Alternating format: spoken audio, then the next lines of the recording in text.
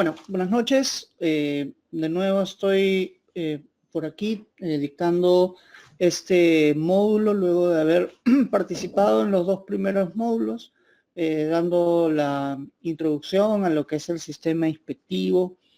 Recuerdo pues que vimos el marco normativo, algunas cuestiones iniciales de las competencias de los inspectores, de la SUNAFIL, de la inspección del trabajo en general. Vimos los principios también de la inspección del trabajo. En el segundo módulo, en qué consiste este procedimiento de inspección, ¿no? En esta parte, en el módulo 4, me parece que el temario está definido por la clasificación de las infracciones y las multas relacionadas a la inspección del trabajo, ¿no? Entonces vamos a adentrarnos, podemos decirlo así, en las consecuencias que podría acarrear para una empresa el incumplimiento de las obligaciones de las normativas sociolaborales, ¿no? Entonces, esto va a ayudar de alguna manera a tener presente que pues las leyes establecen ciertas obligaciones y cómo debemos cumplirlas, ¿no? Porque de otro modo uno puede ser pasible de una sanción por parte del órgano supervisor, que en este caso es la SUNAFIL. El temario o los puntos que vamos a tocar el día de hoy tienen relación con abordar un poco las distintas infracciones que es posible gracias al reglamento de la Ley General de Inspección del Trabajo, el Decreto Supremo 019-2006 TR. Ese reglamento lo vimos someramente, recuerdo, en la primera sesión, y bueno, entre muchas otras cosas, regula la tipología de las infracciones, ¿no?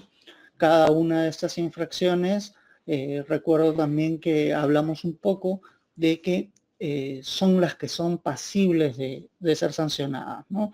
Si no está en este reglamento como tal, pues no podría ser una infracción de ser, por más que sea un incumplimiento, de ser pasible de sanción.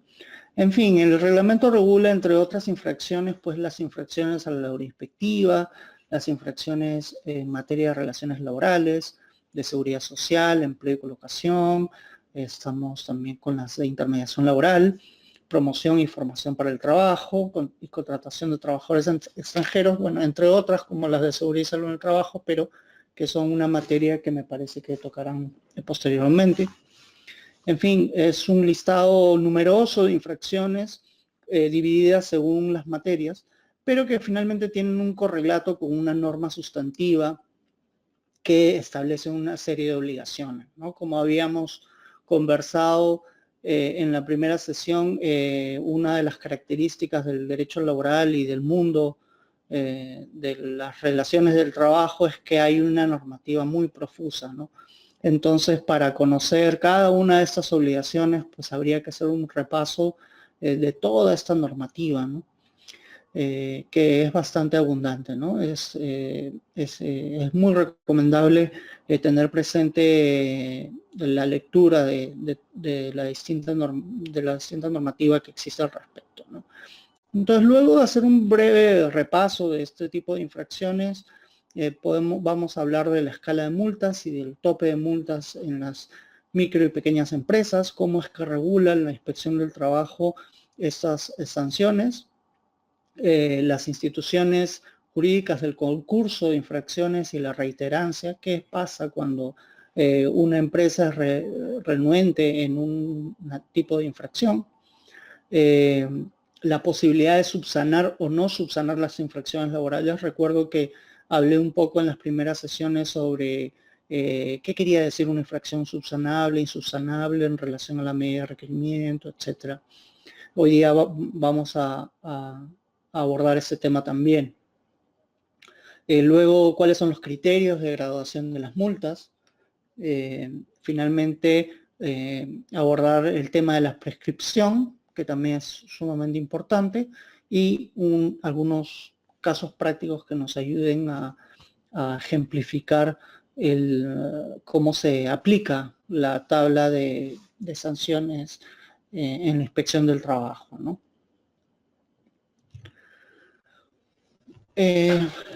Para hablar un poco de las infracciones, como les comentaba, es una enumeración bastante prolongada que aparece en el reglamento de la Ley General de Inspección del Trabajo, ¿no? Tenemos un numeroso catálogo de infracciones, pues que tendrán cada una de ellas un correlato en alguna norma, ¿no? Si la infracción, por ejemplo, está referida al no depósito de la compensación por tiempo de servicios, pues sabemos que esa infracción está relacionada a la ley de la compensación por tiempo de servicios, ¿no? Donde regula, entre otras cosas, la obligatoriedad de realizar un depósito más o menos semestral,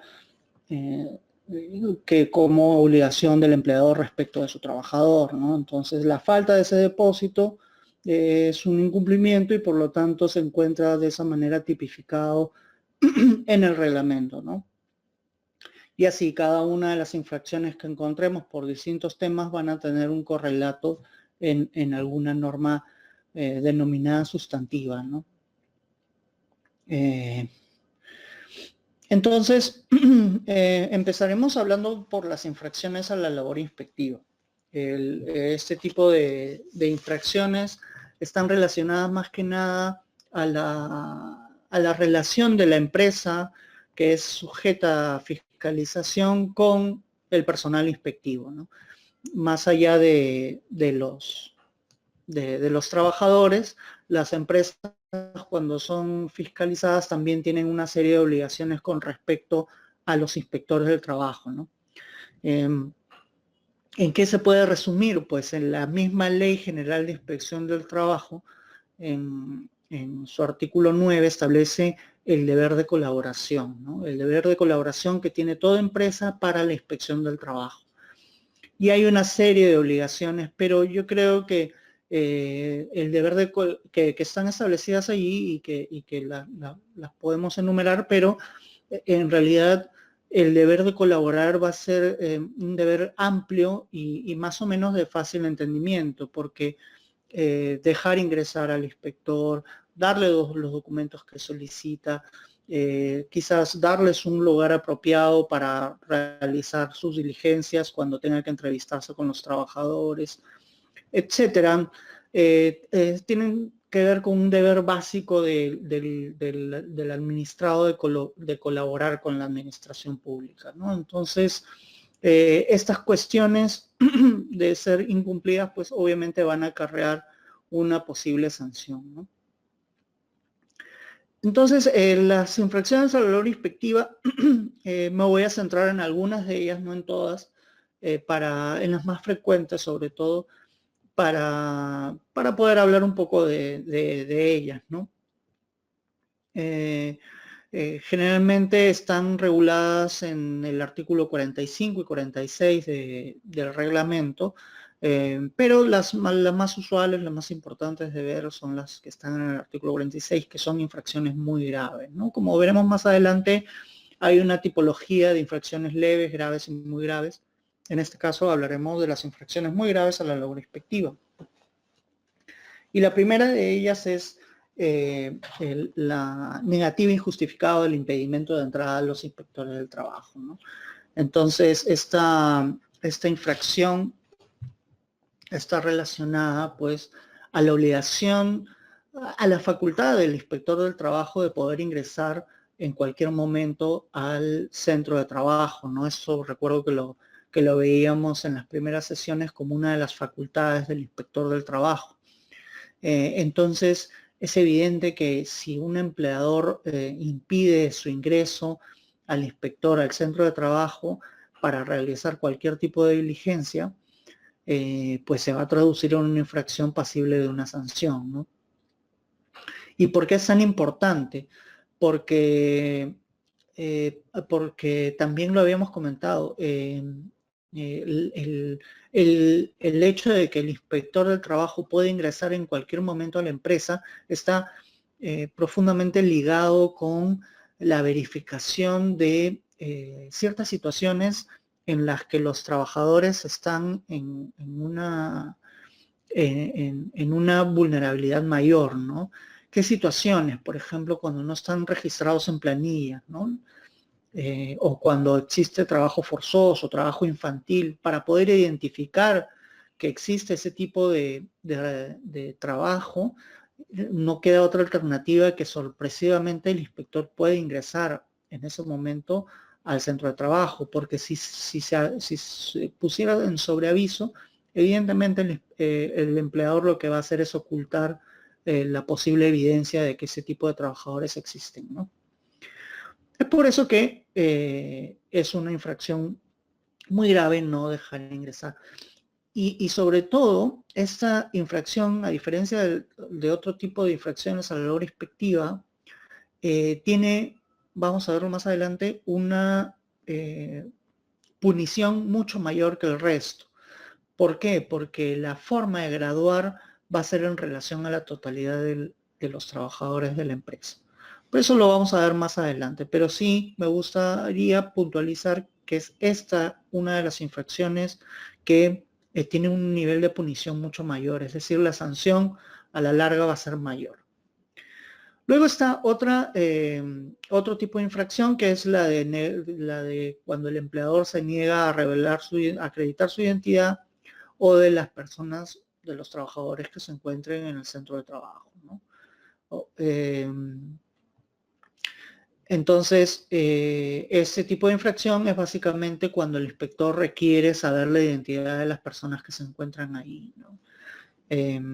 Esto también va a estar un poco relacionado a que cuando el inspector va a requerir acreditar la posibilidad de un vínculo laboral de personal no registrado, ¿no? Entonces, para saber,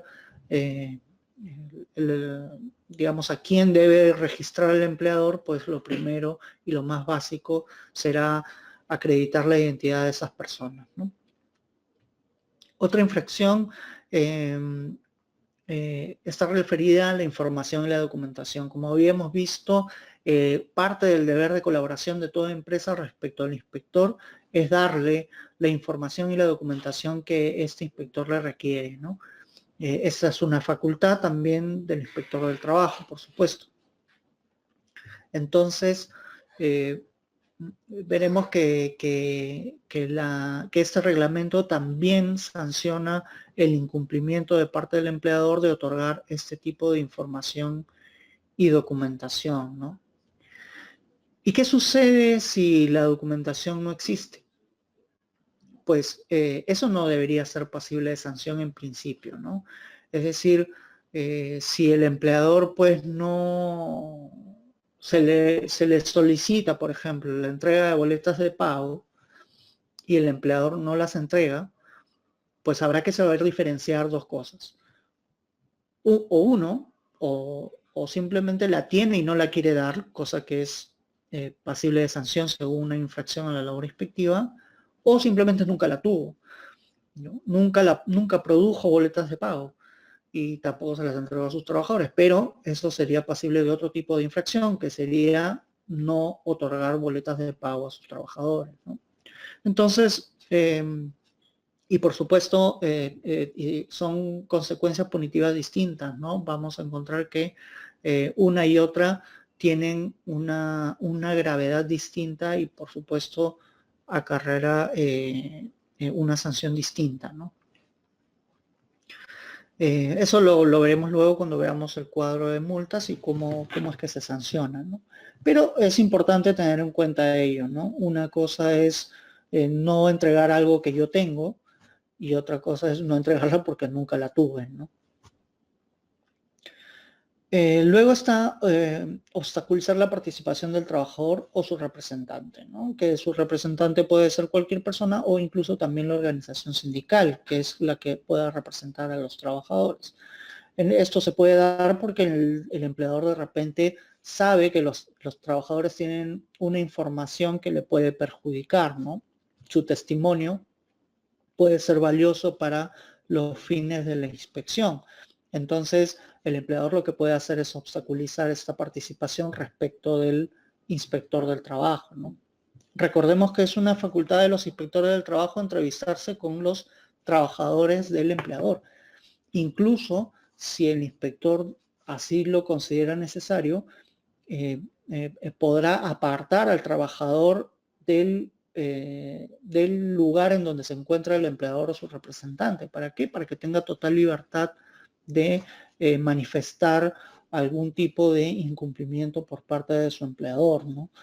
Entonces, ante esta situación, el empleador pues no tiene otra alternativa más que acatar, porque si obstaculiza esta participación, evidentemente va a ser pasible de una infracción a la labor inspectiva. Luego el abandono o la inasistencia a las diligencias inspectivas, ¿no? Esto también puede ocurrir en la que un empleador es citado a comparecer a las oficinas públicas y pese a que no ha terminado la diligencia, pues simplemente se retira. Esto es un abandono a la diligencia, ¿no? Y también es pasible de una sanción, como una infracción a la labor inspectiva. Luego está el incumplimiento de la medida de requerimiento. Esto recuerdo que lo tocamos en una de las sesiones. Cómo es el íter del procedimiento inspectivo de la actividad de fiscalización de la inspección del trabajo. Llegado un momento en el que el inspector verifica un incumplimiento, pues lo que va a hacer es requerir el cumplimiento verificado, ¿no? De lo verificado, ¿no? Por ejemplo, si verifica que no se ha pagado las gratificaciones, pues lo que hará el inspector del trabajo previo a cualquier otra acción es requerirle a la empresa que pague. ¿Con qué finalidad? De evitarse una multa, ¿no?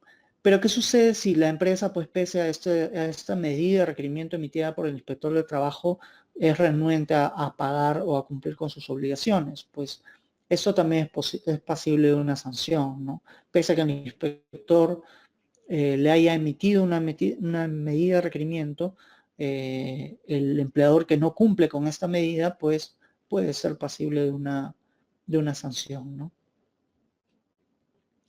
Luego está el incumplimiento de la orden de paralización de labores, ¿no? También esto lo habíamos visto, que se trata de una medida de paralización, ¿no? ¿Cuándo se produce esta medida de paralización? Cuando el inspector de trabajo observa que existen riesgos en la empresa que puedan afectar la seguridad y salud de los trabajadores. Entonces, ante este riesgo inminente, pues ordena la paralización de la actividad, ¿no? ¿Y qué pasa si al día siguiente de la paralización la empresa continúa haciendo actividad económica, ¿no? Entonces, este incumplimiento a la paralización acarrea también una infracción a la labor inspectiva. Luego está la inasistencia a un requerimiento de comparecencia que también lo habíamos comentado. Y se trata de la citación que le hace el inspector de trabajo al sujeto inspeccionado, a la empresa, para que asista a la oficina pública, ¿no es cierto? Lo va a hacer con una hora fijada en una fecha determinada y pues el empleador tiene que asistir puntualmente a esa hora, ¿no? ¿Qué sucede si luego transcurrido mucho tiempo no asiste y el inspector de trabajo puede decidir que este empleador no ha asistido y por lo tanto es pasible de una sanción? Por otro lado, habíamos visto también que el empleador que no asiste con el poder suficiente, con la acreditación de una representación suficiente, también es pasible de ser sancionado por inasistencia al requerimiento de comparecencia, ¿no? Y luego finalmente la coacción, amenaza o violencia, ¿no? Eso también en definitiva tiene que ser sancionado, ¿no? Me parece que es bastante razonable que si un empleador ejerce algún tipo de amenaza en contra del inspector del trabajo por la realización de su labor, pues deba ser sancionado, ¿no? Me parece que eso es más o menos claro. Ahora, ¿qué características tienen este tipo de infracciones que son denominadas de este modo, infracciones a la labor inspectiva? Pues por un lado, que son insubsanables, ¿no? Son infracciones que, independientemente del cumplimiento o no de las obligaciones de la empresa respecto de sus trabajadores, este tipo de infracciones que están relacionadas más que nada al correcto desarrollo de la inspección del trabajo, pues van a ser sancionadas de igual modo, ¿no? Si hubo un impedimento de entrada al inspector del trabajo en una determinada fecha, por más que el inspector luego advierta que pues la empresa ha cumplido con todas sus obligaciones laborales respecto a sus trabajadores, esta infracción de no haber dejado ingresar al inspector de igual modo será sancionada, ¿no? Por eso se denomina que este tipo de infracciones son de carácter insubsanable. Quizás una excepción pueda estar relacionada a la inasistencia, porque el reglamento establece que la inasistencia, si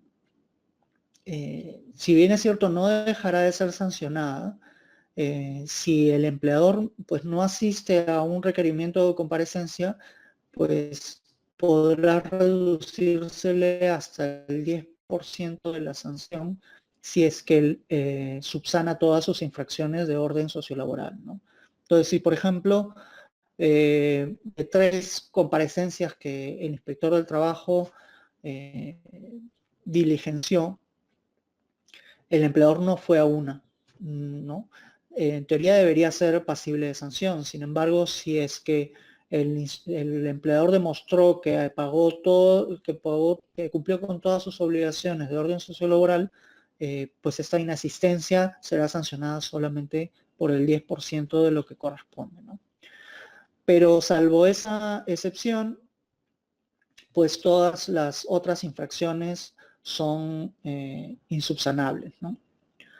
¿Qué otra característica tienen este tipo de infracciones a la labor inspectiva? Están relacionadas con la prueba, y esto es fundamental. ¿Por qué? Porque el empleador, mejor dicho, el inspector del trabajo, generalmente va a probar este tipo de infracciones con su solo dicho.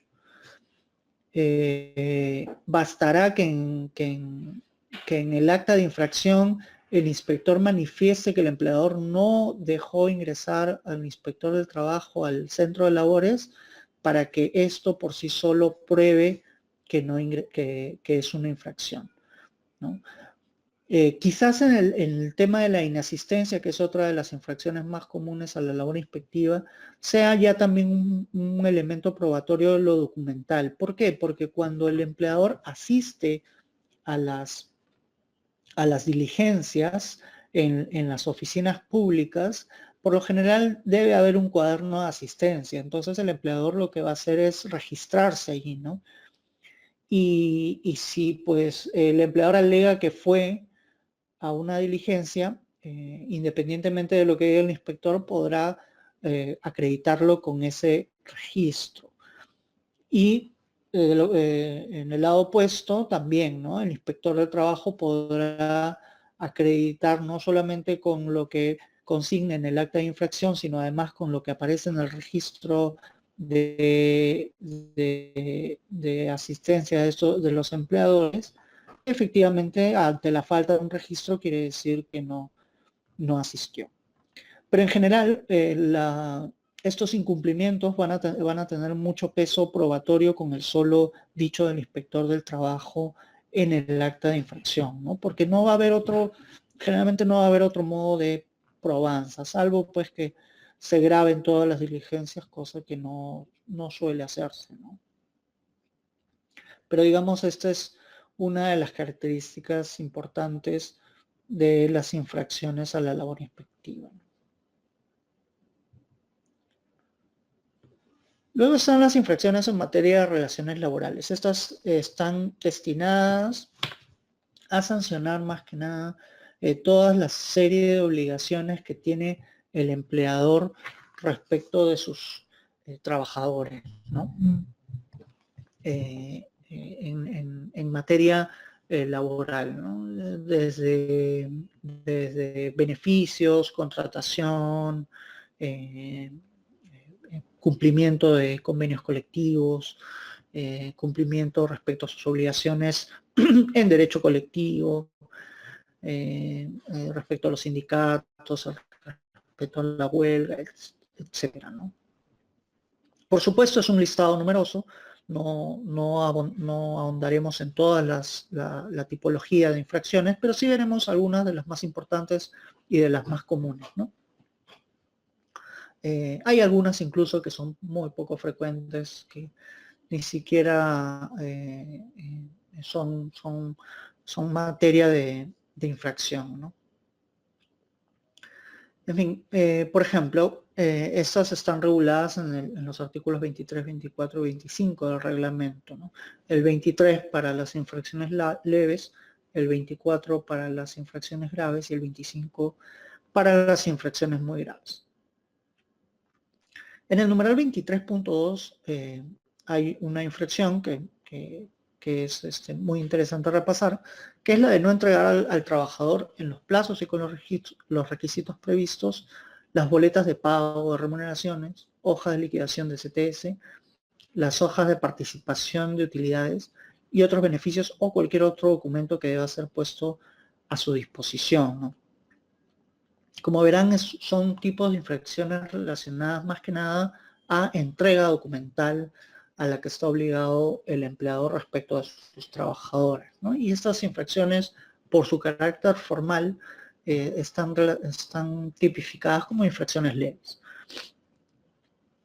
Y aquí vemos lo que ya les había comentado acerca de la no entrega de boletas de pago de remuneraciones, ¿no? Como verán, es una infracción leve y habrá una distinción respecto de la infracción a la labor inspectiva relacionada a la no entrega de la documentación que requiere el inspector del trabajo, ¿no? Entonces, una cosa va a ser no entregar la documentación que el inspector quiere que se le entregue, que es una infracción muy grave, y otra cosa es no entregar boletas de pago a los trabajadores, que es una infracción leve, ¿no? Entonces, imaginemos pues que el empleador pues no ha entregado boletas de pago a sus trabajadores, ¿no? Pues lo más recomendable es que asuma ante el inspector del trabajo pues que simplemente no las ha entregado a los trabajadores porque es una infracción leve, a negarse o decirle que pese a que las tiene, se niega a presentárselas a la inspección, ¿no? Porque eso sería calificado como una infracción muy grave. ¿Cuál es la diferencia? Pues que evidentemente las infracciones graves, muy graves, van a tener una consecuencia punitiva mayor, ¿no?